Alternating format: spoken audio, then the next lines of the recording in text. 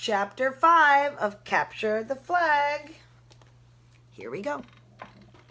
For the next 2 hours, Anna watched the snow outside fall in heavier blankets and the line of angry travelers at the ticket counter grow longer.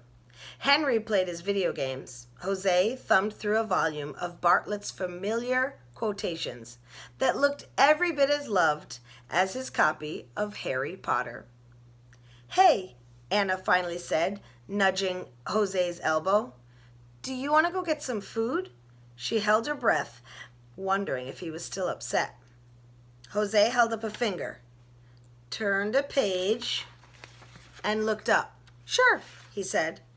Whew, Anna let out her breath. Jose found his father, who was back at the CNN screen where news storm reports were coming in. "I'm going to get a snack, Dad, okay?" He dropped his backpack at his father's feet with a thud. "Can you watch this for me?"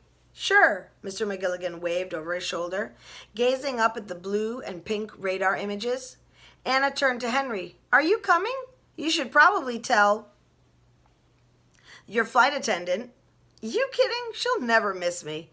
Henry flicked a hand towards the counter where the flight attendant was typing frantically and talking to the first in a long line of irritated passengers. Anna hoisted her backpack over her shoulder and led them into a main hallway of Terminal B. She had to wait a few seconds for an opening in the river of people pulling luggage and rushing past with briefcases. Everybody was all stuck and clogging the halls like a spring ice jam in the Winooski River back home. That's a tongue twister. Winooski River. "Hey, there's Pickersgill Diner. Let's go get burgers." Henry stepped up to a long line that snaked out from a darkened wood-paneled restaurant. "Looks like everybody had the same idea," Jose said. "Get some food and settle in for a long day and night at the airport." "Man, this stinks," Henry said, kicking the "Hostess will seat you" sign. "Yeah, but don't you think it's kind of cool to spend the whole night here?" Anna said. "It'll make a great news story." Anna ran her hand along the edge of the Hostess sign, imagining what she'd write. She could talk about the snow and the flag news and the crowds. Plus, if she could manage to keep running into Snickerbottom, somewhere in that long night, he would have to give her an interview, wouldn't he? And who knows who else might be stuck here? All kinds of interesting, important people visited Washington, D.C. There could be other dignitaries from the History Museum reopening or, oh my gosh! Anna said it so loud, the woman in front of them turned and stared. "Oh, sorry," Anna said, but she could barely keep her voice down as she pulled Jose and Henry into a huddle. "You guys, I just had this thought. What if whoever stole the flag is stuck here too, with the flag?" Jose pursed his lips, and looked down at the diamond-shaped tiles on the floor. "Not likely. You've seen the flag. It's enormous. Trying to sneak it through an airport wouldn't be too bright." "But you never know, right?" Anna looked down and lowered her voice. "What if the thief is waiting for burgers in this same line? Think about it. We need to investigate." She stood up straight. "It's our responsibility as Silver Jaguar Society members." "Will you shh?" Jose frowned. "First of all, they're not going to be here. And second, if they were, it's not our job to investigate. We are not society members. My mom says you have to be 18. Anna sighed. Oh, the words "you have to be 18" should be banned from the English language. We could totally investigate, and we should. We're here, after all, right here at the airport, and no one else from the society is. Are they? Anna forced her voice quiet again. "I mean, I know it's probably not here, but if it is, if it was, and if they found it, that would be the best story ever. And her mom would see that she was plenty old enough and smart enough to know more about the society. It would be so amazing." "How many?" The hostess, a young woman with spiky pink hair and a small silver nose ring, tapped her clipboard. "3, please." Anna cranked her neck to get a glimpse of the television behind the bar. Maybe there would be more flag news. This way, the hostess led them to a table that almost got hit by the swinging door to the kitchen every time it opened. Anna leaned across the table towards Jose and Henry. So what do you think? Henry picked up a menu. Awesome. Awesome, you'll investigate with me? No. Awesome, they have root beer floats.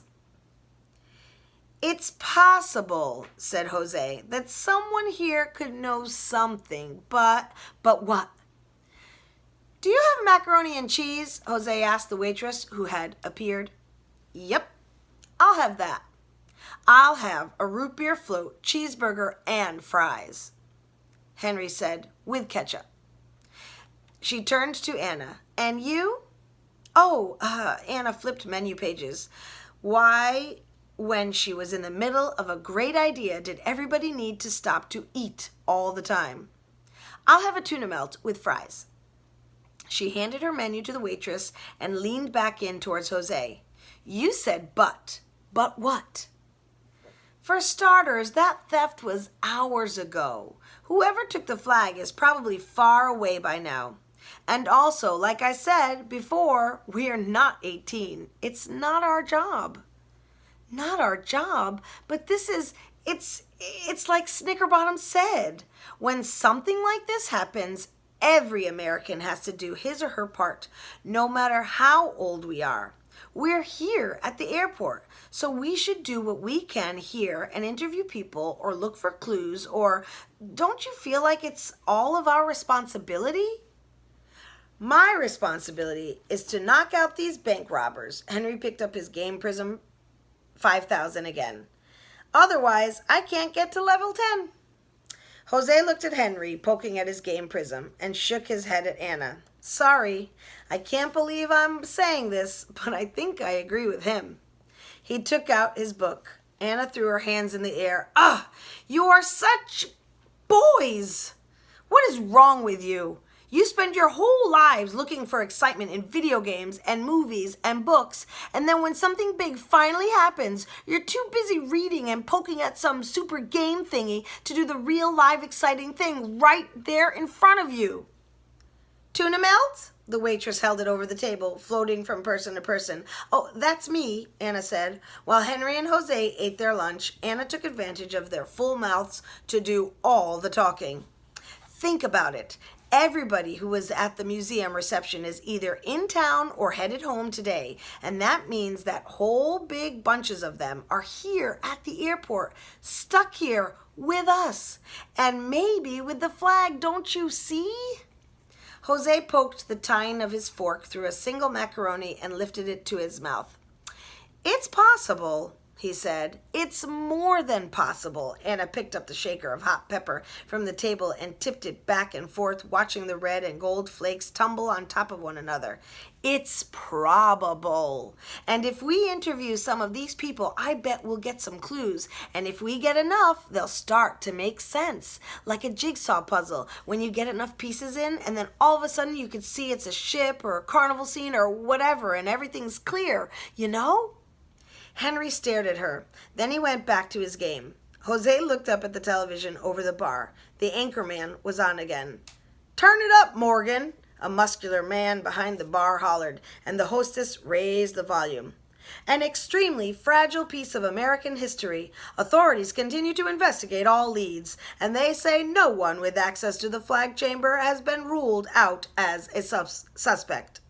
Anna wondered if that included Jose's mom. She glanced over at him, but his eyes dropped to the last of his macaroni.